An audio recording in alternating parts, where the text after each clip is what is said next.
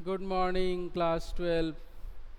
पिछली कक्षा में हम लोगों ने नमक का दारोगा पाठ को पढ़कर समाप्त किया। जो हमारा लाइव क्लास था उस दिन हम लोगों ने उस पाठ को पूर्ण किया। आज मैं एक नया पाठ प्रारंभ करने जा रहा हूँ। उससे पहले मैं आप लोगों से यह पूछना चाहता हूँ, क्या आप लोग बता सकते हैं कि भोजन में वो कौन सा ऐसा तत्व है जिसकी अनुपस्थिति में हमारा स्वाद गड़बड़ा जाता है, उसके बिना भोजन बेस्वाद हो जाता है। बिल्कुल सही। क्या है वो? मिठाई, मीठा, नमकीन, क्या है? नमक। बिल्कुल सही। नमक की अनुपस्थिति में हमारा जो भोजन है वह बेस्वाद हो जाता है।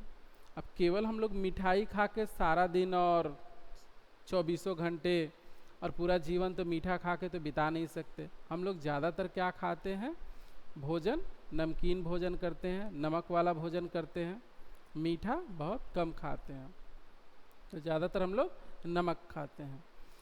तो नमक की अनुपस्थिति में हमारा भोजन क्या हो जाता है? बेस्वाद हो जाता है। तो जो पाठ हम लोग पढ़ेंगे उसका शीर्षक भी है। शीर्षक क्या है? नमक। और रचनाकार कौन है? रज़िया सज्जाद ज़हीर।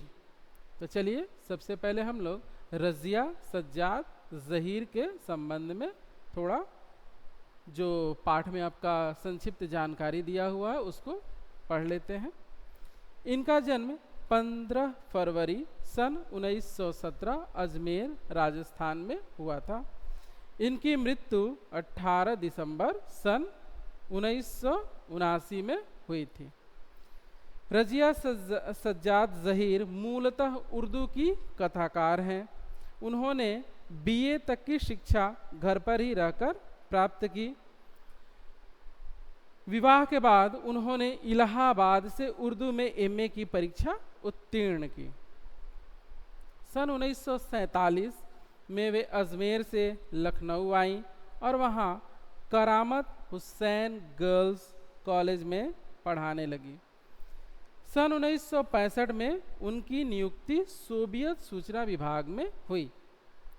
आधुनिक हिंदी कथा साहित्य में उनका स्थान क्या है? महत्वपूर्ण है।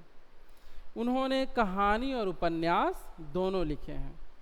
उर्दू में बाल साहित्य की रचना भी उन्होंने की है।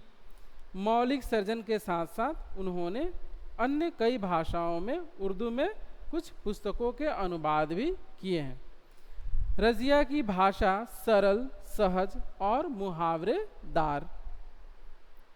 उनकी कुछ कहानियाँ देवनागरी में भी लिप्यांतरित की हो चुकी हैं। इनकी प्रमुख रचनाओं में कौन है? जर्द गुलाब उर्दू कहानी संग्रह। इनको सम्मान जो मिला है वो है सोवियत भूमि नेहरू पुरस्कार, उर्दू अकादमी पुरस्कार, उत्तर प्रदेश अखिल भारतीय लेखिका संघ अवार्ड इनको मिल चुका है। रज़िया सज्जाद ज़हीर की कहानियों में सामाजिक सद्भाव, धार्मिक सहिष्णुता और आधुनिक संदर्भों में बदलते हुए जो पारिवारिक मूल्य हैं उसको उभारने का सफल प्रयास हमें देखने को मिलता है। सामाजिक यथार्थ और मानवीय गुणों का सहज सामंजस्य इनकी कहानियों की विशेषता है। तो ये लेखिका के संबंध में थोड़ी संक्षिप्त जानकारी जो हमारे पाठ्य पुस्तक में दी हुई है हम लोगों ने आज जाना, आज की कक्षा में पढ़ा। अगली कक्षा में हम लोग इस पाठ के संबंध में जो संक्षिप्त जानकारी दी हुई है उसको अगली कक्षा में जानेंगे। तो मिलते हैं अगली कक्षा में और पढ़ते हैं नमक।